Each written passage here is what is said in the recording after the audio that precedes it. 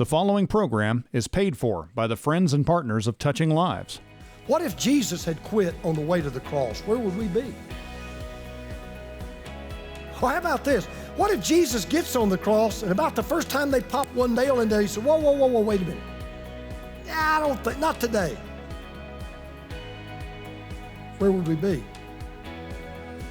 But he didn't, so we wouldn't, and we shouldn't. Teaching people everywhere who Jesus is and why they need him. This is Touching Lives with James Merritt. Most people don't know this, but I have come close to dying on 2 occasions, literally, and they both involved a car, and I'm just going to tell you about one of those. I was what we used to call a minister of youth back in the day. You call them student pastors now, but I was a student pastor in a church north of Atlanta, and I was going to a Christmas party for our volunteers. And we were going to a home I'd never been to before. I wasn't really familiar with where this house was. And it was a cold, rainy, foggy December night. I was making my way to this house, and the visibility wasn't good. And so I rounded a curve, and all of a sudden my eyes got this big because there was a stop sign right there. I mean, just as you turned, a big sign said, stop. Well, I slammed on my brakes, but because of the mist and the cold, the road was real slick. And I mean, I went right through that stop sign into the path of an oncoming car. If you've ever had you've heard people say your life flashes before you, mine did before me. Because this car, there's nothing I could do. You just watch the lights come in. And I really thought, I'm going to die right here. Well, because of the weather, that car wasn't going as fast as the car normally would have, or I would have probably been killed. But that car T-boned me perfectly, right on the driver's side of my car, knocked me into a ditch. And, I was shaken up, but it wasn't hurt too badly. And thank God the other driver wasn't hurt. I was a little bit sore and banged up. And to this day, I'm so grateful that God spared me, because really and truly, it was a stop sign that almost cost me. Because I wasn't expecting to see the stop sign. And as I thought about that day, and that's been many, many years ago, as I thought about that day, it hit me that life is just like that. You're kind of driving down the road of life, and you're enjoying the scenery, and things are going well, and there's no bumps in the road. And all of a sudden, you turn a curve, and there's this big sign. You didn't expect it to come, and it doesn't say stop. It says quit. And we've all hit that sign. We've all had it happen. You get broadsided by things you never saw coming. And you're tempted to quit. Or you'll be discouraged because of something somebody said to you or about you, and you're tempted to quit. Or you fail where you absolutely thought you were going to succeed, and you're tempted to quit. Or you just get tired of trying, and you're tempted to quit.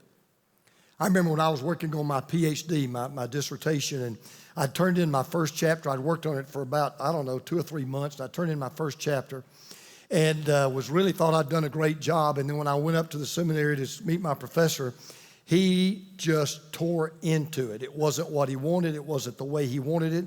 Basically told me to tear it up and start over. I came home. I was pastoring a little country church at the time. I was so discouraged. Had it not been for my sweetheart, I probably would have quit, but I wanted to quit, but I knew that, God had better things. But we've all been there. And if you're a guest of ours today, we've been in a series, we started the first of the year, we've been calling Mirror Image. And what we've been saying is this: just imagine you had a mirror that you could look into, and it wouldn't show you what you look like on the outside, it would show you what you look like on the inside. What would you see inside of you? What would be in your heart? What would be in your soul? And it's really a series on character, because the most important part of every one of us is our character. It's not what people that see on the outside that counts. It's what you really are on the inside that really and truly matters. And so we've been exploring the various building materials that go into this house called character. And we've talked about things like integrity and honesty and humility and authenticity. And today we're going to talk about what I believe is one of the greatest values and the greatest virtues you've got to have if you're going to be a person of character. I would say it's one of the most important lessons you parents need to be teaching your children, and your grandparents, as you get older, need to be modeling for your grandchildren. And that's what I call perseverance. Cannot tell you how important perseverance is. I'll give you an example. You'll never read a biography of a great quitter. You'll never see a long line of people following great quitters. You'll never see trophies given out to great quitters. You'll never see awards given out to great quitters. Former President Calvin Coolidge, he put it best.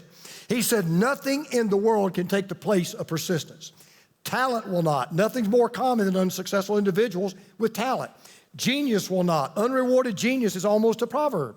Education will not. The world is full of educated derelicts. Persistence and determination alone are omnipotent.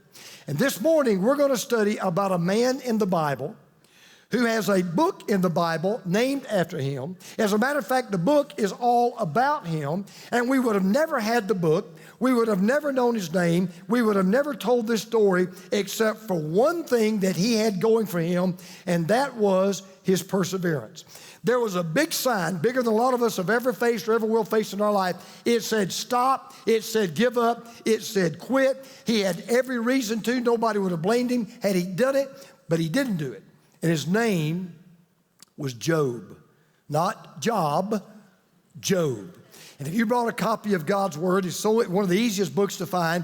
If you just find the book of Psalms and turn left one book, you'll find the book of Job. Now, if you don't know the story about Job, you've never heard about Job, let me kind of set this up for you. Outside of Jesus Christ, no man in the Bible probably suffered more than Job. As a matter of fact, I would even say that outside of Jesus Christ, nobody in the Bible ever suffered more unjustly. Nobody ever got more of what he did not deserve. No one ever had life treat him more unfairly than Job. Because one thing you're going to find out at the very beginning of the story is Job did not do anything to bring all the troubles he faced on himself. As a matter of fact, he did just the opposite. We're going to pick up in Job chapter 1, verse 1. In the land of Uz, there lived a man whose name was Job. This man was blameless and upright. He feared God. He shunned evil. He had 7 sons and 3 daughters, and he owned 7,000 sheep, 3,000 camels, 500 yoke of oxen, 500 donkeys, and had a large number of servants. He was the greatest man among all the people of the East. Now, you talk about a guy that had it all. He had hit the trifecta of life. He was healthy. He was happy. He was holy. He had a beautiful wife. He had 10 precious children. He was filthy rich. He was the most respected and the most revered man in all the land. He was the Wizard of Uz. Come on, give me some love here, all right? He was the Wizard of Uz. And what is even more remarkable is not what we just read about him, it's what God said about him. Listen to what God said about him. Then the Lord said to Satan, have you considered my servant Job? Now, this is what God says. There's no one on earth like him. He's blameless. He's upright. He's a man who fears me, and he shuns evil. Now, God knew everybody everywhere. God's talking to the devil himself, and God says to the devil, there is nobody like this guy. You won't find anybody like this guy. There's nobody on this earth that loves me like he does. There's nobody on this earth that looks to me like he does. There's nobody on this earth that lives for me like he does. Well, Job and God and Satan are in this conversation. And what happened was, Satan comes to God and he says, you know, I know why this guy loves you. I know why this guy serves you. I know why this guy obeys you. Well, why? Well, look what you do for him. The man's rich. He's got a beautiful wife. He's got wonderful children. He's got all these sheep. He's got all these cattle. He's got all this money. He's healthy as a horse. And I mean, who wouldn't love you with all of that? And I'll tell you this, I'll bet you if you took all that away from him, I bet he wouldn't love you like you think he loves you. So he says, how about let me put his faith to the test? And God permits it. And that's when all hell breaks loose. Thieves come and steal his oxen, his donkeys, and his camels. Then they kill all of his servants. Lightning strikes and kills all of his sheep and all of their shepherds. And then before he can even call Geico, he loses his family. A tornado sweeps in, kills all of his children, and then the coup de grace, he loses his health.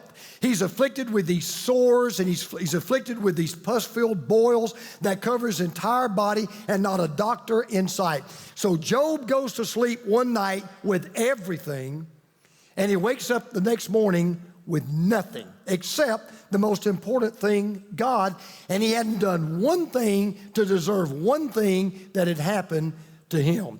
Somebody said that if Job was a country songwriter, he would have penned a song with this title: I can't eat by day, I can't sleep by night, and the woman I love don't treat me right. And that's exactly what he would have said. Now, if Job at this point in his life had responded the way many of us would have responded, the way most people would have responded, he would have done one simple thing. He would have quit. He would have quit on God. He would have quit on the church. He would have quit on his faith. He would have quit on himself. He would have quit on his life. And had he done that, this book would have never been written. This story would have never been told, and the name of Job would have never been known. But because he had this one thing going for him, he was a man of perseverance. He was a man who didn't know the meaning of the word quit. He teaches us some of the greatest lessons some of us in this room, some of us watching right now on a computer by television need to know right now. Tough times never last, but tough people do. Tough times never last, but tough people do. And as you live life, we're going to learn three things that Job faced, we're going to face. All right, number one, we shall face problems that will make us want to quit. We will face problems that will make us want to quit. By the way, this is very personal. It's home to me. 1,000 ministers quit the ministry every month. 1,000 ministers say, I don't need this in my life. I don't want this in my life. This is not what I bargained for. This is not what I signed up for. I can't take it anymore. I'm going to go sell shoes. I'm going to sell insurance. I'm going to dig ditches. I am done. And listen, I'm not whining. I'm not complaining. I love what I do. I can't believe that God's called me to do what I do. I don't ever want to do anything else. But I can tell you, there's been more than a few Monday mornings I've said, I've had it. There's got to be something else I can do. There's got to be something better than this. I just don't know that I want to do this anymore. So the next time you feel like you got problems, the next time you feel like you're overwhelmed by all the wrong things and bad things going on in your life, go read the book of Job. You say, will it make you feel better? Oh, no, it'll make you feel worse. But it will put your problems in perspective. They call the day the stock market crashed Black Monday. Well, Job had the blackest of all Mondays. He didn't just lose his 401k. He didn't just lose the money in the bank. He didn't just lose his house. He didn't just lose his car or his clothes or his jewelry. He lost everything. Because when you read verses 13 through 18 of this first chapter, you're going to find one of the greatest estates and one of the greatest pieces of wealth anyone ever had. He lost it all. And it all happened in less time than it takes for the earth to rotate on its axis one day. So let's just review. A few enemies slaughter all of his sheep. Thieves and murderers kill all of his servants. A tornado leaves all of his children dead and buried under the rubble of their homes. And that's just day one. Day two, Satan raises the stakes even higher. He goes back to God a second time. He says, well, God says, see, Job still loves me. Job still worships me. He says, oh, yeah, but how about skin for skin and flesh for flesh? You've taken all he had. Let me have a crack at him. And God says, go ahead. And Satan drops a disease bomb on Job. Literally obliterates his health. As a matter of fact, a pastor went through the book of Job just to see all the physical problems that Job had. Look at this list of problems he had. Listen to this. He had inflamed ulcerous sores, persistent itching, degenerative changes in facial skin and disfiguration. That sometimes can happen in a long sermon. Total loss of appetite, fears and depression, purulent sores that burst open, scab over, crack, and ooze with pus, worms that form in the sores, breathing difficulties, foul breath, weight loss, chronic excruciating pain, high fever, chills, and diarrhea. And you think you feel bad with a headache. This is all the things that Job faced. And by the way, remember, this was before insurance covered pre-existing conditions. So what happens? Well, you can imagine. Nobody wants to be around Job. And Job doesn't want to be around anybody. So he's now rejected. He's isolated. And you know what he does? He is so down and he's so out, he relocates to the city dump. That's what we would call it today. Here's what we read.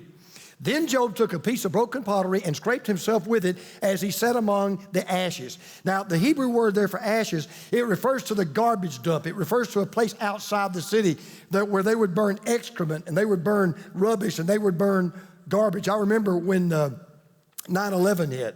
In December of that year, Teresa and I had to go to New York for a certain function. So we flew up there and we went down to what's known as Ground Zero. And I mean, I just could not believe it. It's where the World Trade Center had totally collapsed. Here it was, September, October, 4 months later. And you go down and all you can see is twisted steel and rubbish and smoke still coming up out of the ground. Well, Job had now become a human ground zero. And Job began to ask the questions we would all ask if we were in his position. Why and why me? We've all been there, right? Something bad happens, why? Why me? And we almost always, when something bad happens, we almost always automatically ask this question. How do I get out of this? First question we ask. When we get into it, we're asking, how do I get out of this? That's the wrong question. The right question is, what should I get out of this? God, what are you trying to teach me? What do I need to learn? Because here's what you're going to learn as we study this man. Problems in life are never meant to defeat you. Problems in life are meant or depress you or even discourage you. They're meant to develop you. Problems are not tools to tear you down. They are tests to build you up. Well, Job's got a lot of trouble. You know, we understand that, right? He's mourning over his family. His kids are gone. His wealth is gone. His health is gone. You say, man, things are bad. Oh, they get worse. Because not only will we face problems that will make us want to quit, we will hear people that will tell us to quit. I mean, this is unbelievable. Job is now bathed in an ocean of defeat, devastation, death, disease, depression. But there's one more wave Job didn't even see coming and it smacked him right in the face. It was the wave of discouragement. Because listen, it's one thing to be tempted to give out, to give in, to give up, to be tempted to throw in the towel, to be tempted just to walk away from all of it. But it's another thing when people tell you that's what you ought to do. You ought to just give up on that marriage. You ought to just walk out on that husband. You ought to just give up on that job. You ought to just quit that dream. I mean, that's the hardest part of all. Because here's Job, drowning in a sea of sorrow. His head is barely above water. What he needs is a helping hand for someone to reach down and pull him up and pull him out. But instead, the people that he loves the most and the people that he trusts the most, you know what they do? They put their foot on his head. They shove him down. Here's Job. He's in a garbage dump, sitting on a pile of rubbish. He's scraping these sores off of his skin. Despair surrounds him like flies at a picnic. And you got to kind of love this scene in a way. His wife comes up to him, his lifelong mate, his soulmate, his better half. She comes up to him and she says these warm, soothing, uplifting, encouraging words. His wife said to him, are you still maintaining your integrity? Curse God and die. What a woman she is. Man, what a wife she is. She says, are you still maintaining, by the way, there's that word, your integrity. I mean, there's the one thing that Job still had, though he almost lost everything else. It's the one thing he couldn't afford to lose. Now she says to him, hey, Job, you know what you ought to do? Throw away your integrity, go up to the top of Stone Mountain, take a flying leap, and shake your fist in the face of God on the way down. Where she said to Job, throw your integrity away. They said to Job, Job, why don't you admit you don't have any integrity and you never did? Why don't you admit you are just a hypocrite? Why don't you quit on yourself? Because here was their argument. This is what they said to Job. Job, God is holy and must punish sin. God is punishing you. Therefore, you've done something wrong and you're getting exactly what you deserve. That was their argument with Job.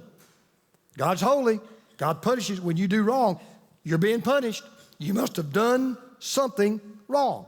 So Job's wife says, why don't you throw your integrity away? They say, why don't you admit you never had any to begin with? So now here's poor old Job.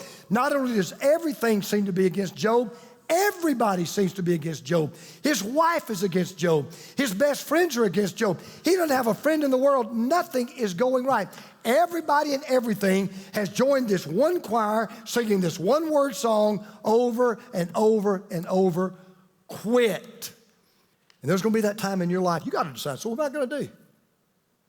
And that leads us to the third lesson. We must have the perspective that ensures that we don't quit. Yeah, we'll face problems that will make us want to quit.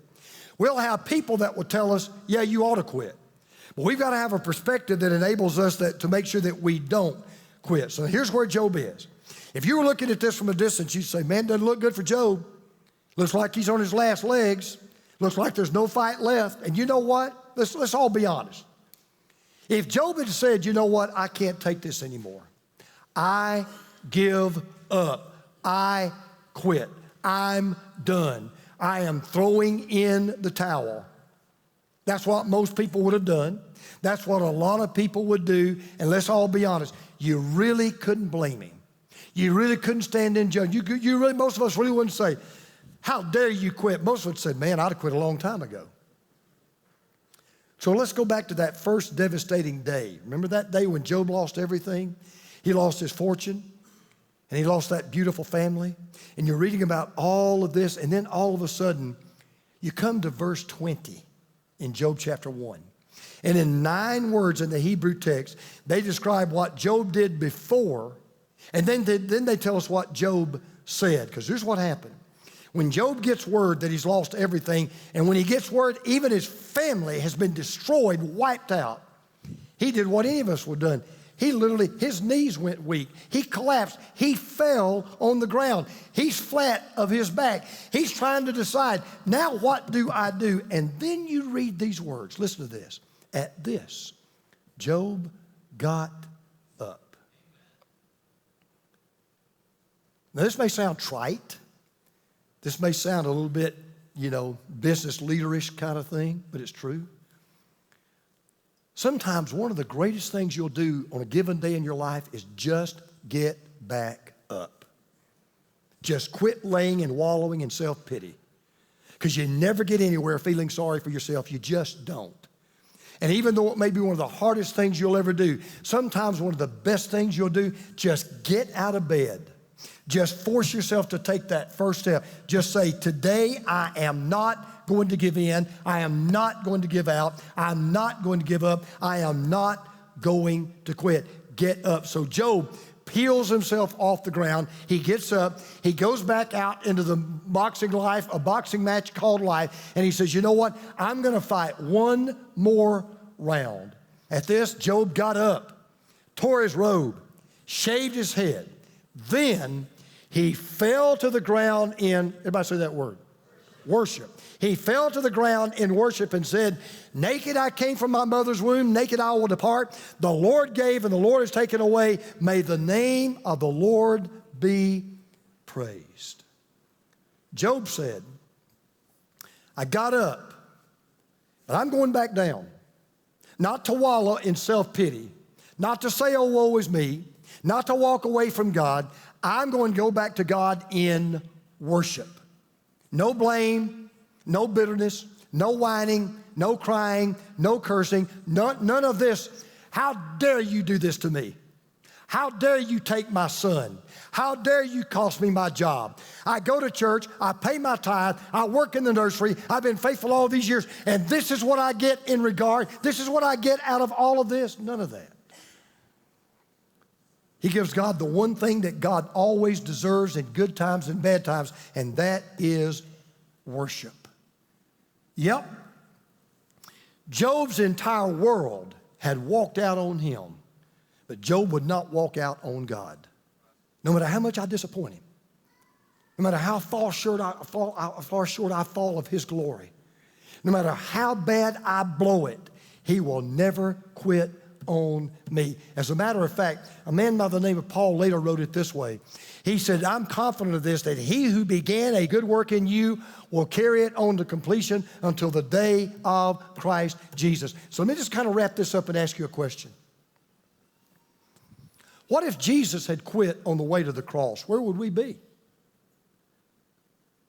Or how about this? What if Jesus gets on the cross and about the first time they pop one nail in there, he said, whoa, wait a minute. I don't think, not today. Where would we be? But he didn't.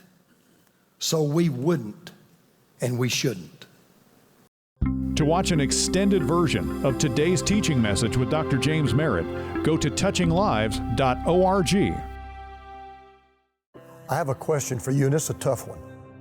Are you more concerned with your outward image than with your inner qualities? Most everybody struggles with this question, myself included, because we've been told image is everything. And this got me to thinking and eventually led me to write a book on the subject of character. You see, your reputation is what others think is true about you, but your character is who you really are on the inside. And when it's all said and done, it's your character that counts. I want to invite you to order your copy of my new book, Character Still Counts Today, and begin to invest your life into what matters most, your character. Go to touchinglives.org to order your copy of Character Still Counts Today, and remember this, when you die, your reputation will be gone forever, but character will stick with you for all eternity.